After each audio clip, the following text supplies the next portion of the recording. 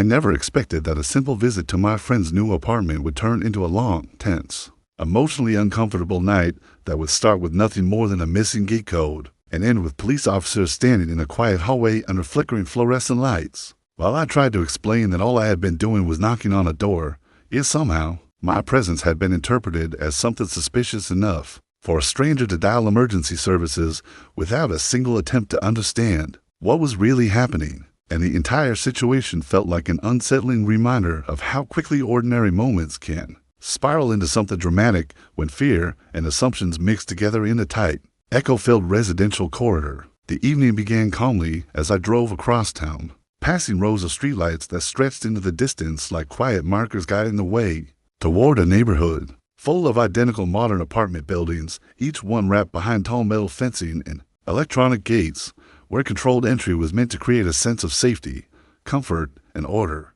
while also unintentionally building invisible walls of mistrust around anyone who wasn't immediately recognizable as belonging there. And as I approached the main entrance, I could already sense that the silence of the place carried a certain heaviness, like the kind you feel in communities where people prefer distance over conversation and suspicion, over curiosity. When I reached the keypad beside the tall gate, the cold glow of its tiny screen reflected off my hands as I scrolled through my phone searching for the gate code that Daniel had promised to send earlier, yet message after message showed no sign of it, and every call I made rang without an answer, leaving me standing there beneath a dim street light, weighing the awkwardness of waiting outside like a stranded visitor against the inconvenience of turning all the way back home after a long drive through weekend traffic, while cars passed on the road behind me like silent reminders that everyone else seemed to know exactly where they were going except me. Eventually, a resident walked toward the gate carrying grocery bags, and after I politely explained that I was visiting a friend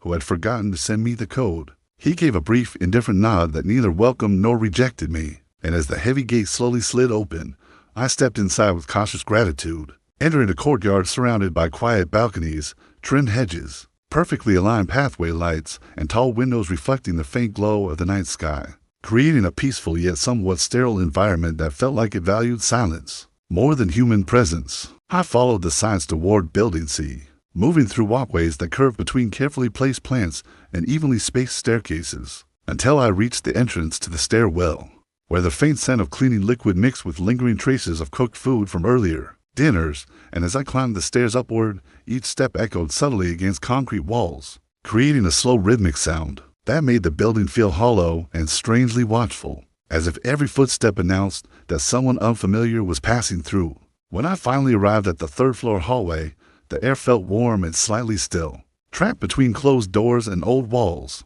while a single buzzing fluorescent light flickered overhead, casting elongated shadows along the corridor that stretched toward the last unit at the end, where the small metal numbers beside the door confirmed that this was 3C, the place Daniel had mentioned, and with a mix of relief and fatigue, I raised my hand and knocked, expecting at any moment to hear footsteps from inside followed by his apologetic voice. But instead of an answer, I was met with silence, and after waiting a moment and trying again with a slightly firmer knock, I listened to the distant hum of pipes, the faint noise of a television in another apartment, and the quiet rustle of someone moving somewhere far beyond the walls, while my phone continued to vibrate uselessly in my hand with unanswered calls, creating the awkward feeling of being present in a place where you technically had permission to be. It still felt like an intruder simply because no one else could confirm it. As I knocked once more, hoping that maybe Daniel had simply fallen asleep or left his phone charging in another room, I suddenly heard the soft creak of a nearby door opening,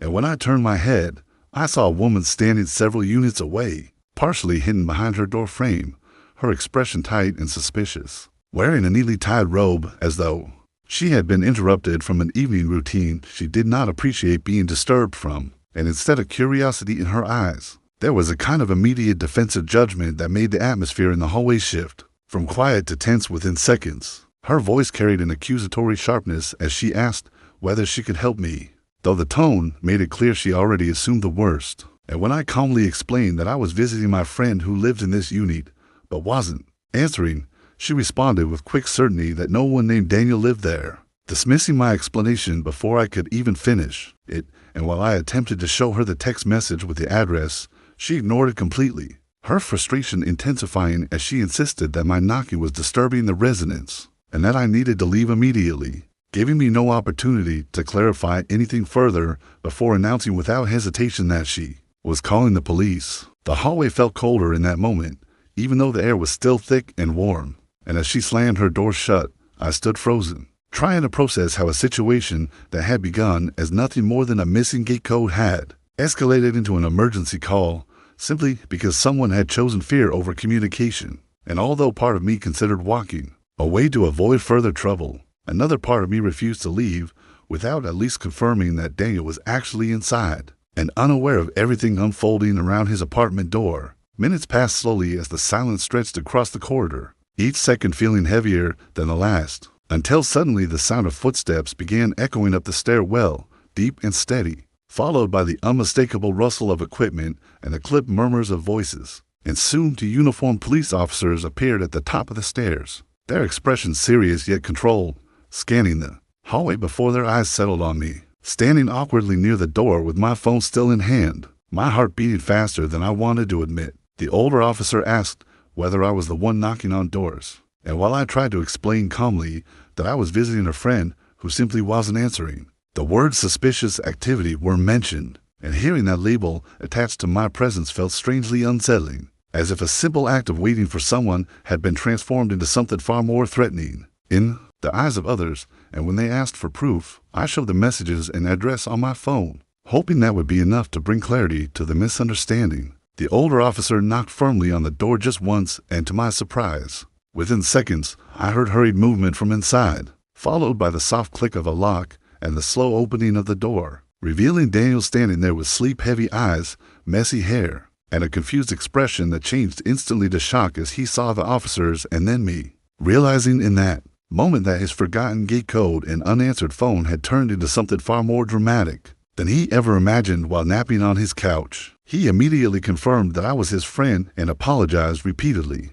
explaining that he had fallen asleep and missed every call. And although the tension slowly dissolved from the hallway, as the officers recognized the misunderstanding, embarrassment still lingered like an invisible weight on my shoulders. Because even though the situation was resolved, the memory of being questioned in a quiet corridor for merely knocking on a door would not fade as quickly as the officers' footsteps, as they walked back down the stairs and disappeared into the distant silence of the building's lower floors. Once inside the apartment, surrounded by half-assembled furniture, open cardboard boxes, scattered tools, and the faint smell of pizza that had gone cold during his unintended nap, I tried to relax while Daniel continued apologizing, clearly feeling guilty for everything that had unfolded outside. Yet despite his apologies, my thoughts kept circling back to that hallway, to the suspicious glare from the neighbor's doorway, to the rush of fear-infused assumptions that turned a visitor into a perceived threat in a matter of minutes. And the experience left me with a lingering sense of unease that stretched quietly beneath the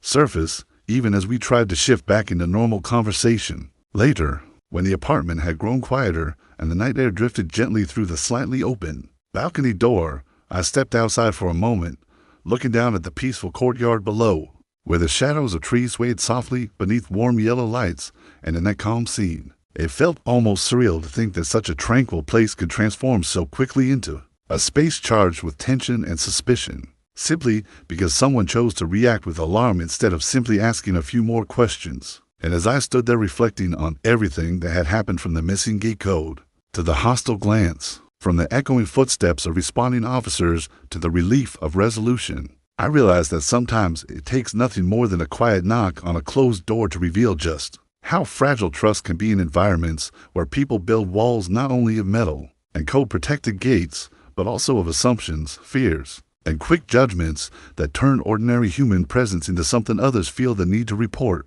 rather than understand. That night stayed with me long after I left the building, serving as a reminder that the world does not always react to intention, but often to perception. And that sometimes even when you are doing nothing wrong, you can still become the focus of suspicion simply because you exist in a moment where caution overshadows empathy. And as I drove away, I promised myself that next time, no matter how small the visit may seem, I would make absolutely sure I had the gate code before ever stepping near another locked door, in a place where fear waits patiently behind the peepholes of silent hallways.